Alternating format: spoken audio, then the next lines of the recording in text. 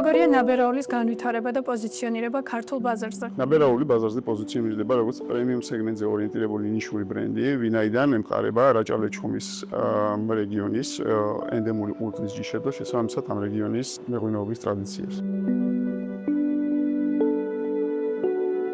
ამ წლების განმავლობაში ქართულმა მომხმარებელმა კარგად გაიცნო ჩვენი ღვინოები და შეიყვარა ეს ღვინოები, რაც კარგად ჩანს ყოველწლიური გაყიდვების მაჩვენებელში.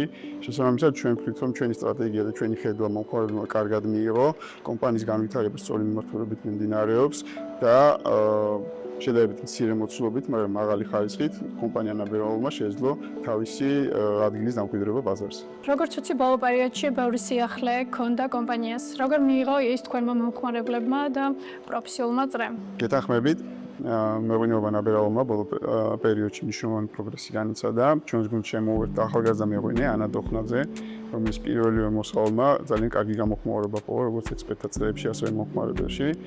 7 ახალი ღვინიდან საერთაშორისო კონკურსებზე 4 ღვინომ სხვადასხვა ხარისხის ჯილდო მოიპოვა, მათ შორის ისეთ კონკურსებზე, როგორც არის Mundus Wini და IWSC. ეს არ ამათო მეღვინის და კომპანიის აღიარება, ზოგადად რაჭა-ლეჩხუმის მეღვინეობის პოტენციალის აღიარებაც არის, ძალიან მნიშვნელოვანია ჩვენთვის.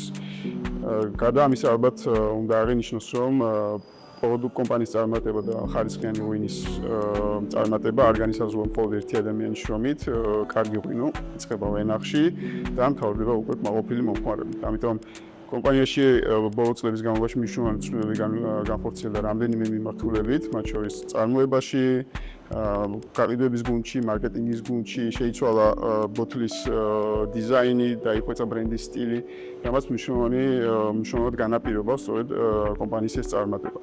2025 წლის პირველი ნახევრის გაყიდვების მაჩვენებლებს თუ შევადარებთ მაგალითად წინა წლის ანალოგიურ პერიოდს, კომპანიას დაახლოებით 40% აქვს გაყიდვები გაზრდილი, რაც ძალიან მნიშვნელოვანი მაჩვენებელია ჩვენთვის.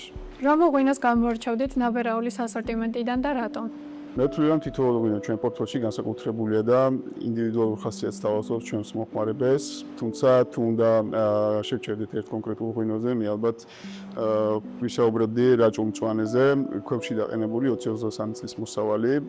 ამ ღვინოს ალბათ სიმბოლური მნიშვნელობაც აქვს ჩვენი მეღვინეობისთვის, ვინაიდან ეს ყურძნის ჯიში საკმაოდ იშვიათია, ნაკლებად ცნობილია და შეიძლება ითქვას, რომ რაღაც ეტაპზე გადაშენების პირასაც იყო, თუმცა ჩვენი ძალისხმევით შევძელით შეგვენარჩუნებინა ეს ყურძნის ჯიში, გავაშენეთ ახალი ვენახები და დღევანდელი მდგომარეობით ამ ღვინომ საკმაოდ დიდი პოპულარობა მოიპოვა მომხმარებელს შორის და ყველაზე მნიშვნელოვანი რაც წელს მოხდა ამ ღვინომ Mundus Winiზე აიღო ოქროს medali.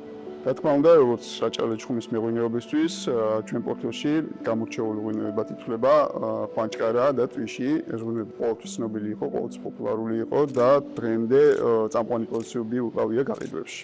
სად და როგორ არის წარმოდგენილი დღესდღეობით ნაბერაული და რა არის კომპანიის განვითარების ძირითადი სტრატეგიები? დღეს ნაბერაული საქართველოში წარმოდგენილია 100-ზე მეტ ობიექტში. ძირითადი გაყიდვის არხები არის ჰორეკა სექტორი და ღვინის სპეციალიზირებული მაღაზიები. თუმცა ამ მიმართულებით, რა თქმა უნდა, ვაგრძელებთ მუშაობას, ვაფართოვებთ ჩვენს ქსელს და ძირითადად ვირჩევთ ისეთ პარტნიორებს, რომლებიც იზიარებენ ჩვენს ხარისხზე ორიენტირებულ მიდგომას. როგორია კომპანიის ექსპორტის განვითარების გეგმა და რომელ ბაზრებზე ხორციელდება ღვინის რეალიზაცია? რა თქმა უნდა, ექსპორტი რჩება ნაბერაულის ერთ-ერთ ძირითად მიმართულებად. ამ ეტაპზე ჩვენი პროდუქცია წარმოდგენილია გერმანიაში, საფრანგეთში, ჩეხეთში, უკრაინაში.